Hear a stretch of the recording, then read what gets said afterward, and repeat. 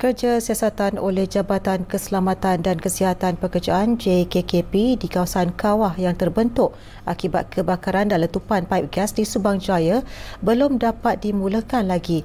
Ketua Polis Selangor Datuk Hussein Omar Khan berkata pihak berkuasa masih perlu menstabilkan kawasan Ground Zero yang kini sangat tidak stabil akibat letupan serta ditakungi air akibat hujan. Datuk Hussein berkata pelan tindakan teknikal untuk pemulihan bencana telah dibuat melibatkan 4 fasa. Bagi fasa pertama, laluan pengaliran air sementara dibuat merentasi paip gas Petronas bagi memulihkan keadaan. Fasa kedua melibatkan memastikan keselamatan dan kestabilan tanah.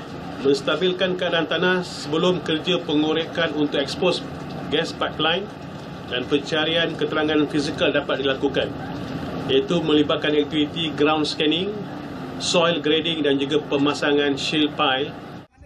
Selepas selesai kedua-dua fasa berkenaan yang dijangka pada 15 April, proses siasatan oleh JKKP dan polis akan diteruskan untuk mengenal pasti punca kejadian, diikuti dengan pemeriksaan, pembaikan dan penyambungan semula bekalan paip gas yang terkesan. Ditanya tempoh diperlukan untuk menstabilkan tanah, katanya proses berkemungkinan mengambil masa lama. Ekoran kedalaman kawah yang terhasil akibat letupan itu adalah 7 meter. Selain cuaca hujan sejak beberapa hari ini di lokasi kejadian.